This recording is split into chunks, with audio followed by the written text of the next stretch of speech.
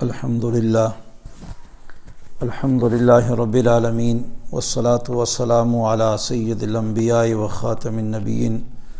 وعلی آلہ وصحبہ وبارک وسلم تسلیما اما بعد قال النبی صلی اللہ علیہ وسلم لا تسبوا الاموات فإنهم قد افضوا الى ما قدموا او کما قال النبی صلی اللہ علیہ وسلم۔ نہایت ہی قابل قدر مسلمان بھائیوں، بزرگوں اور گھروں میں سننے والی میری مسلمان ماؤں اور بہنوں اور بھائیوں، السلام علیکم ورحمۃ اللہ وبرکاتہ۔ آج یہ حدیث آپ حضرات کے سامنے ایک پڑھی ہے، اس میں نبی کریم صلی اللہ علیہ وسلم مسلمانوں کو ایک اخلاقیات میں سے ایک اعلیٰ اخلاق کی تعلیم دیتے ہیں کہ ایک مسلمان کو کس طریقے سے ان لوگوں کے ساتھ رویہ رکھنا چاہیے جو دنیا سے چلے جائیں، دنیا کو چھوڑ کے چلے جاتے ہیں۔ تو اس بارے میں فرمایا کہ لا تسبوا الاموات، کہ مردوں کو گالیاں مت دو، جو مر جائے اس کو گالی مت دو۔ کیوں؟ فرمایا فإنہم، سو اس لیے قد افضوا الی ما قدموا، وہ چلے گئے اس جگہ کو اور اس مقام کو جہاں انہوں نے اپنے اعمال کو بھیجا ہے، تو اس کے پاس وہ پہنچ گئے ہیں، وہیں پر ان کا فیصلہ ہوگا۔ اچھائی کی ہے تو اچھا نتیجہ آئے گا، برائی کی ہے تو برا نتیجہ اس کو مل جائے گا۔ تو لہٰذا بعد والے جو لوگ ہیں انہیں منع کر دیا کہ تم گالی مت دو، کیونکہ اس سے ایک تو یہ ہے کہ جو فوت ہو جاتا ہے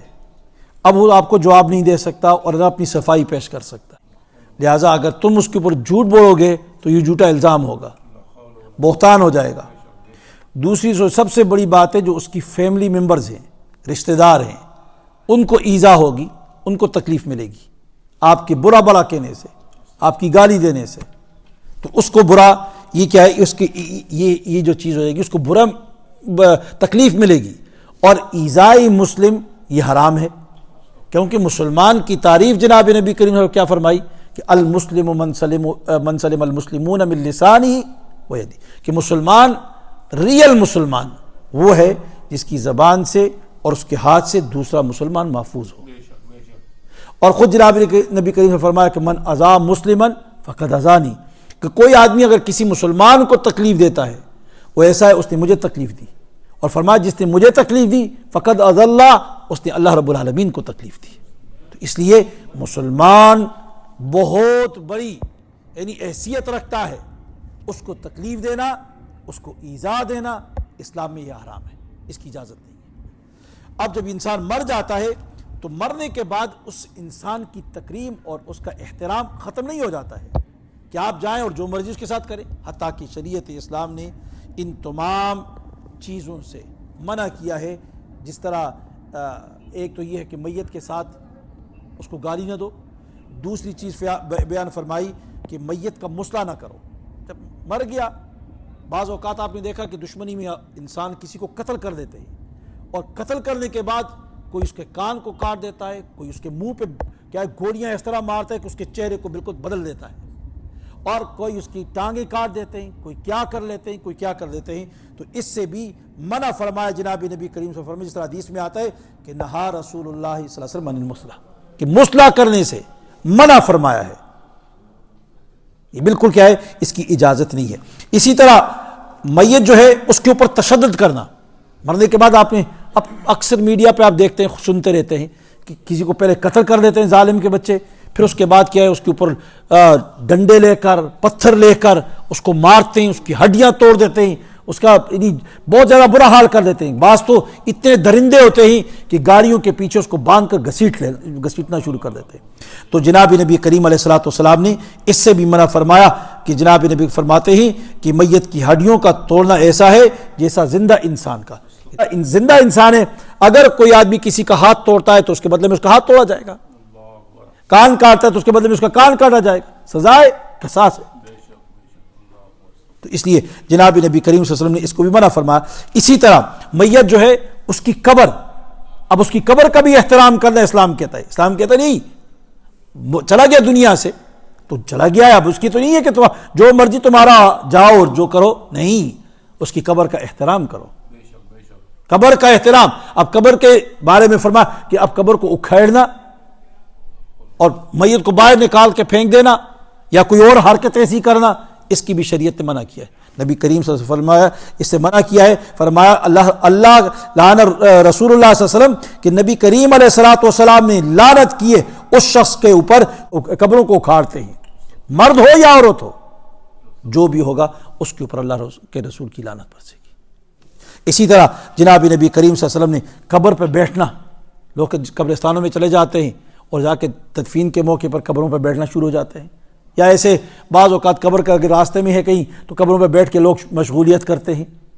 قبروں پہ بیٹھ کر مشغولیت کرنے کے لیے، تو اس چیز سے بھی جناب نبی کریم صلی اللہ علیہ وسلم منع کیا ہے، حتیٰ کہ یہاں تک جناب نبی کریم علیہ الصلوۃ والسلام نے فرمایا کہ آپ میں سے اگر کوئی آدمی آگ کے انگاروں پہ بیٹھ جائے اور وہ انگارے اتنی شدت اختیار کرے کہ اس کی کپڑے جل جائے، کپڑے جلنے کے بعد اگر اس کے جسم بھی جل جائے تو فرمایا یہ بہتر ہے، یہ بہتر ہے اس سے کہ آ کر آپ قبر پہ بیٹھ جائیں۔ کتنی سخت وعید ہے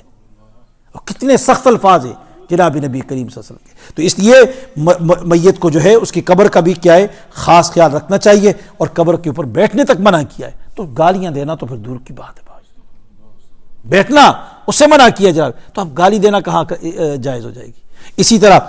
غزوہ بدر کے موقع کے اوپر جب جناب نبی کریم صلی اللہ علیہ وسلم نے کفار کے بہت سارے لوگوں کو قتل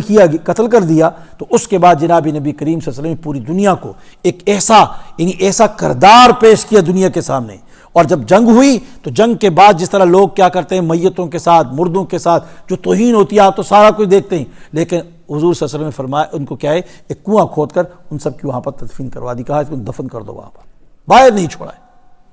تو گویا یہ بھی ایک معیار ہے کہ جب مار دیے، لڑائی ہو گئی ہے، ختم ہو گئی، تو ان کے کیا ہے تدفین کا حکم دے دیا۔ اسی طرح جس طرح یہ سر کاٹنے کا مسئلہ کرنا ممنوع ہے، تو اسی طرح جس طرح جنگی ہوتی ہے تو اس میں سر کاٹ کے نیزے پر رکھ کر لایا جاتا ہے، اور بادشاہ کو یا رولر کو جو ہوتا ہے خلیفہ کو خوش کرنے کے لیے، تو اس باتوں کا اثر اتنا صحابہ اکرام کے اوپر، خلفائے راشدین کے اوپر ہوا کہ خود حضرت ابوبکر صدیق رضی اللہ عنہ کے بارے میں آتا ہے کہ ایک مرتبہ عتبہ بن عامر الجہنی رضی اللہ تعالیٰ عنہ، یہ حضرت ابوبکر صدیق رضی اللہ عنہ کے پاس مشرکین کا ایک مقتول جو تھے ان کے سروں کو کاٹ کر ان کی خدمت میں لے کر آ گئے۔ حضرت ابوبکر صدیق رضی اللہ عنہ فرمایا کہ منع کر دیا کہ نہیں،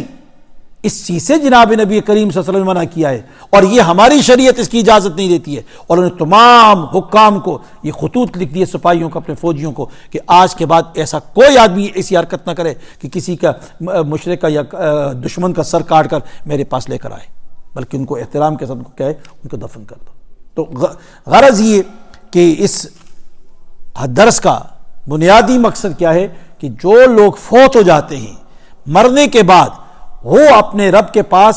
پہنچ جاتے ہیں، اور جو اعمال انہوں نے کیے ہوتے ہیں وہ ان اعمال کو لے کر پہنچ جاتے ہیں، ان اعمال تک پہنچ جاتے ہیں، وہاں پر ان کے عمل کے مطابق فیصلہ کیا جاتا ہے۔ اگر دنیا میں اچھائی کی ہوگی تو اچھائی کا بدلہ اس کو اچھائی ملے گا، برائی کی ہوگی تو اس کو برا بدلہ ملے گا۔ تو لہٰذا مردوں کے پیچھے کوئی باتیں نہ کیا کرو، مردوں کے پیچھے باتیں نہ کیا کرو، ان کا احترام کرو۔ احترام کا کیا ہے؟ اللہ رب العالمین کے پیغمبر صلی اللہ علیہ وسلم نے یہی تعلیم دی ہے، وہی شریعت ہے۔ اللہ تعالیٰ مجھے بھی اور آپ سب کو عمل کی توفیق عطا فرمائے۔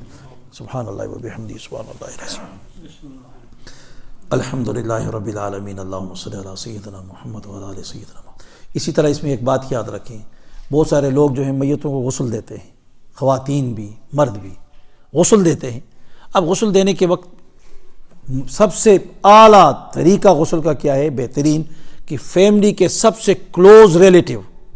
وہ میت کو غسل دیا کرے، کیونکہ بسا اوقات میت ہے تو لاچار ہے، بے بس ہوتا ہے، تو بعض ایسی چیزیں بھی ظاہر ہو جاتی ہیں جس کا چھپانا اور پردہ میں رکھنا یہ فرض ہو جاتا ہے، لازم ہوتا ہے، اور بعض کیا ہو جاتے ہیں ایسے لوگ ہوتے ہیں بدبخت قسم کے کہ اس کے بعد پھر ان باتوں کو نشر کرتے ہیں۔ نشر کرنا غسل دینے والے کے لیے، غسل والا کیا ہوتا ہے؟ وہ امین ہوتا ہے، امین ہوتا ہے۔